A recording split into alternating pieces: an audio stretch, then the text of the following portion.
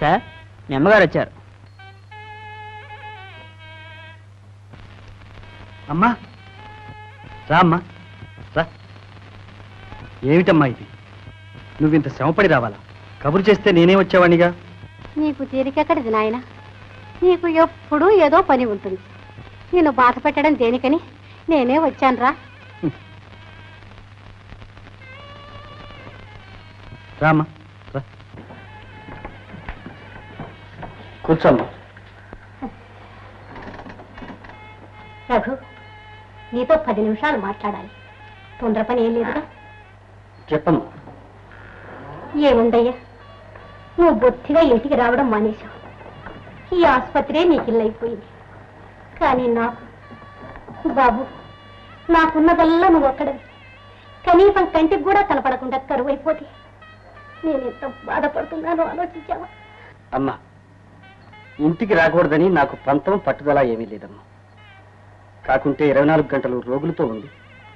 వాళ్లకు సేవ చేయడమే నా జీవిత పరమార్థం అయిపోయింది.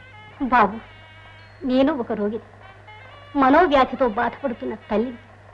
ఇందరికి మందులు ఇస్తున్నా, ఇందరి వ్యాధులు బాధలు తీరుస్తున్నా. నా మనోవ్యాధి పోగొట్టలేవా నాయన? అమ్మా, నీ అభిప్రాయం నాకు అర్థమైందమ్మా. కానీ నీ మనోవ్యాధిని తీర్చే పరిస్థితుల్లో నేను లేనమ్మా. బాబు, నా బాధలు తీర్చిన, నా ఆశలు నెరవేర్చిన నువ్వు. నాకు ఇంకెవరున్నారో ఆలోచించు. నేను మాత్రం ఏం కోరుతున్నాను? ఏ తల్లైనా ఇంతకన్నా ఏం కోరుకుంటుంది? కన్నుల పండుగ నువ్వు ఒక ఇంటి వాడవై, కళ్ళకళ్ళాడుతూ పసుపు కుంకుమతో నా ఇంటికి ఒక ఇల్లాలు వచ్చి, ఆ ఇల్లాలి వడిలో పారాడే పసిపాపును చూచి పరవశించి తరించాలని ఎంత తపస్సు చేస్తున్నాను, ఎంత తప్పించిపోతున్నాను. మన్నించమ్మా, మన్నించు. తీర్చలేని కోరిక కోరి నన్ను కృతజ్ఞుని చేయకు. నా హృదయంలోని గాయాన్ని మళ్ళీ కదల్చవద్దు. ఇక నాకు ఈ జీవితంలో పెళ్ళంటూ లేదమ్మా, లేదు. బాబు, నువ్వు ప్రేమించిన అమ్మాయి ఇంకొకరిని పెళ్లి చేసుకుందనేగా ఆ అమ్మాయి కోసం నీ జీవితం ఇలా వల్లకాడు చేసుకుంటావా? నిజంగా అమ్మాయి నిన్ను ప్రేమించుకుంటే ఇలా మోసం చేస్తుందా? అమ్మా, ఆమె నిన్ను వెరగవు. కనీసం చూడదైనా చూడలేదు. అనురాగానికి కాదు, త్యాగానికి, ధర్మానికి ఆమె కీటురాలి. ఆమెను నన్ను విడదీసింది విధి తప్ప ఇంకెవ్వరూ కాదమ్మా, ఎవరూ కాదు. నా గుండెను గుడిగా చేసుకుని ఆ గుడిలో దేవతగా వెలిసింది ఆమె. ఆ చోటు నుంచి ఆమెను కదిలించలేదు, మరెవ్వరికీ చోటు ఇవ్వలేదు. అమ్మా, నన్ను బలవంత పెట్టకుండా. నాకు ఈ జీవితంలో ఎవరూ తోడక్కర్లేదు. నా వృత్తే నా తోడు. ఈ మానవ సేవే నా పరమార్థం. ఇందులో పొందే ఆనందమే నా ఆనందం. అంతేనమ్మా, అంతే. అమ్మా, నన్ను కన్నది నీకోసం కాదమ్మా, దేశం కోసం, ప్రజల కోసం. ఆ గౌరవం, ఘనత నీకు కలిగిస్తానమ్మా, కలిగిస్తాను. అమ్మా, అమ్మా,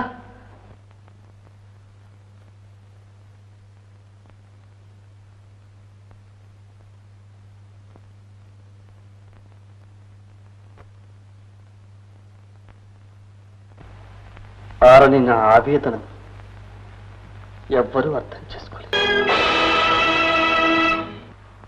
సార్, మిమ్మల్ని చూడటానికి ఎవరు వచ్చారు? రమ్మని.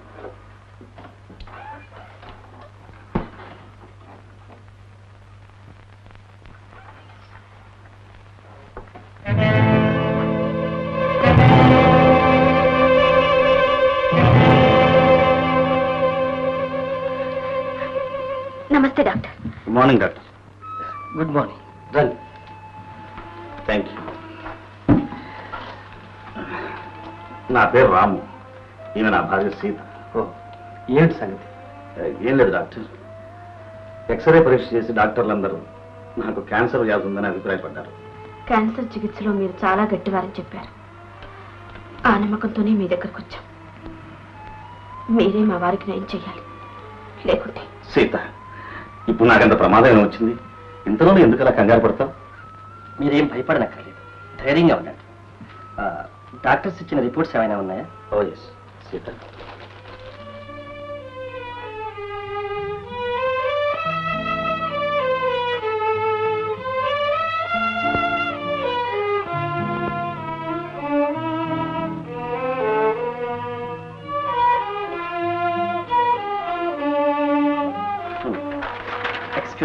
ఇప్పుడే వస్తాను. ఇప్పుడే వస్తాను.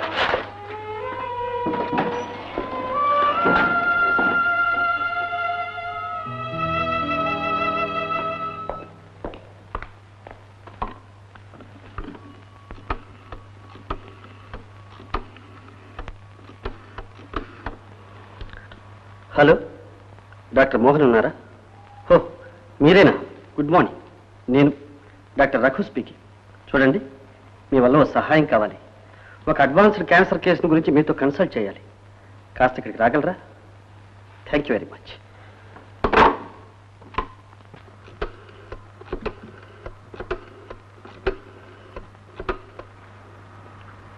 Hello, doctor John. Good morning doctor. Doctor Raghu speaking. I would like to consult you regarding an advanced cancer case. Will it be possible for you to drop in for a few minutes? Yes. Thank you, doctor.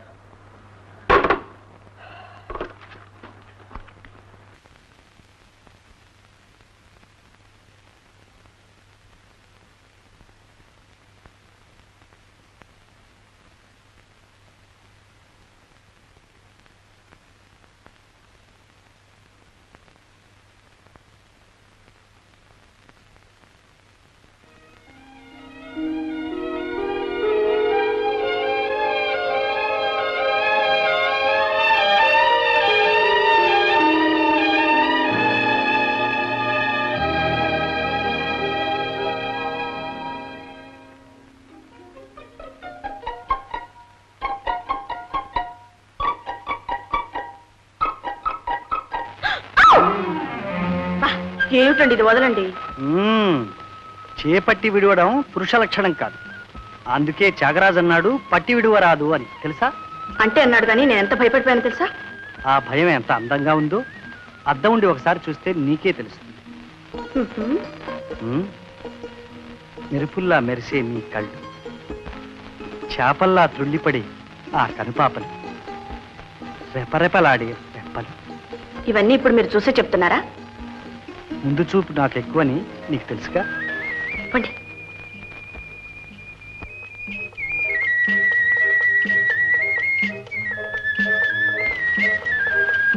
నాకు తెలుసు. ఏం తెలుసు? నా నుంచి నువ్వు తప్పించుకోవాలనుకున్నా నీ వల్ల కాదని. మీ నుంచి తప్పించుకోవాలని నేనెన్నడూ అనుకోను. అవును సీత, నీ మీద నాకు ఆ నమ్మకం ఉంది. నువ్వేనాటికైనా నా దానివి. కానీ సీత, ఇలా ఎంతకాలం? మన పెళ్లి వెంటనే జరిగితీరా. మరి మీ నాన్నగారితో ఎప్పుడు మాట్లాడతావు? కాస్త ఓపిక పట్టండి, సమయం చూసి ఒప్పిస్తాను. త్వరగా ఒప్పిస్తావుగా?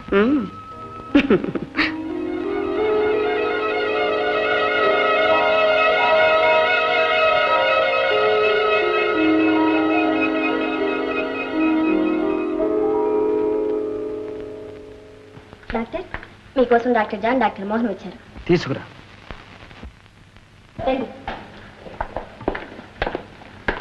Good morning doctor. Good morning John. Good morning doctor Mohan. Sorry for the trouble. See the x-ray. Nurse, నా రూమ్లో పేషెంట్ రాము ఉన్నారు, తీసుకురా. I feel it has affected the middle half. Look at the enlarged glands. Yes. చాలా దూరం పట్టింది. Case చాలా ముదిరిపోయింది. నా అభిప్రాయం కూడా అది. రండి రాము గారు, మీరే పేషెంట్ రాము. హలో రాము గారు, కోట్ తీయండి. లంగ్ ఎక్కువ భాగం దెబ్బతిన్నది. చాలా సీరియస్ కేసు. కానీ డాక్టర్, అదృష్టం ఎలా ఉందో ఆపరేషన్ ట్రై చేయొచ్చు. ఆఫ్ కోర్స్ డాక్టర్, అదైనా ఈ 15 రోజుల లోపుగా జరిగిపోవాలి. లంగ్స్ బాగా ఎఫెక్ట్ అయిపోయాయి. ఆపరేషన్ చేసినా బ్రతకడం కష్టమే. అయినా మీ అస్తవాసం మంచిది కనుక బ్రతికినా బ్రతకొచ్చు. ఏమండి, ఆపరేషన్ చేయవలసి వస్తే మీకు ఏమైనా అభ్యంతరం ఉందా? చెప్పండి.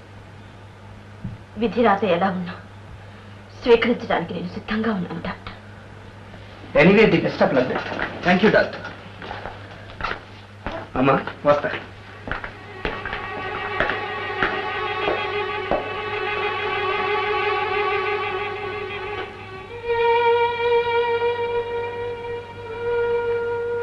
డాక్టర్, నా భర్త బ్రతికే ఆశ అవకాశము లేదంటారా? వారిని మీరు బ్రతికించలేరా?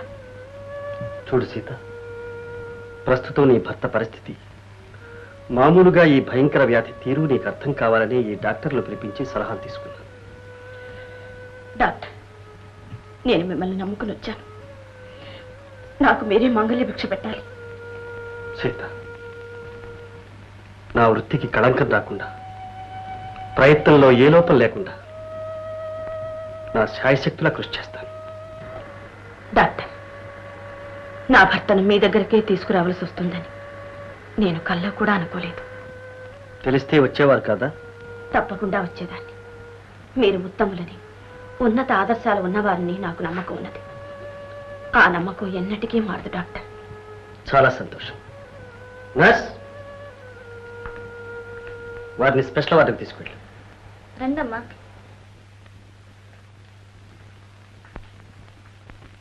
అమ్మా, మీరెండో తెలుసుకుంటే పక్క గదిలో ఉండొచ్చు. థ్యాంక్స్. మీకు ఏదైనా అవసరం వస్తే బెల్ నొక్కండి.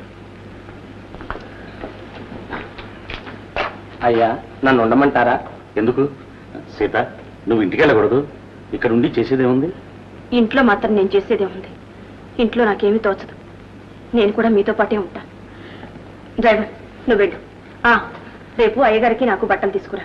అలాగే. ఇంకేమన్నా చెప్పాలండి? ఏం లేదు. డ్రైవర్, నువ్వు వెళ్ళు. వస్తాయా?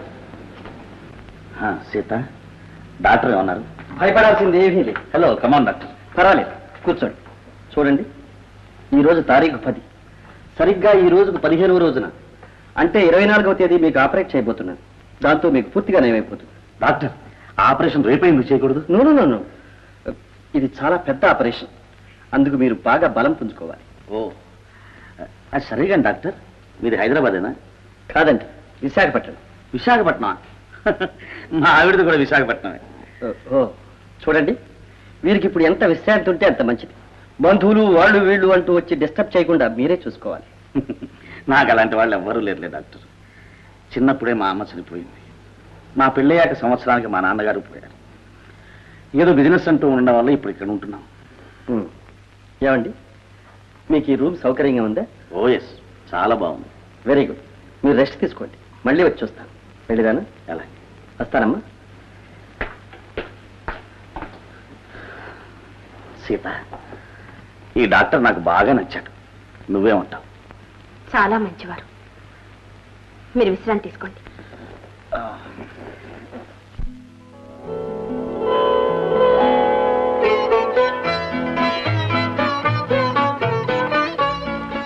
ఈ నర్సింగ్ హోమ్ లో పేపర్ కూడా ఇస్తారా? మీరు పేపర్ లేదే ఉండలేరని నేనే చెప్పించాను. అలాగా, థ్యాంక్ యూ. ఏమిటి, కాఫీనా? కాదు, హార్లిక్స్. కాఫీ తాగకూడదని డాక్టర్ చెప్పారు.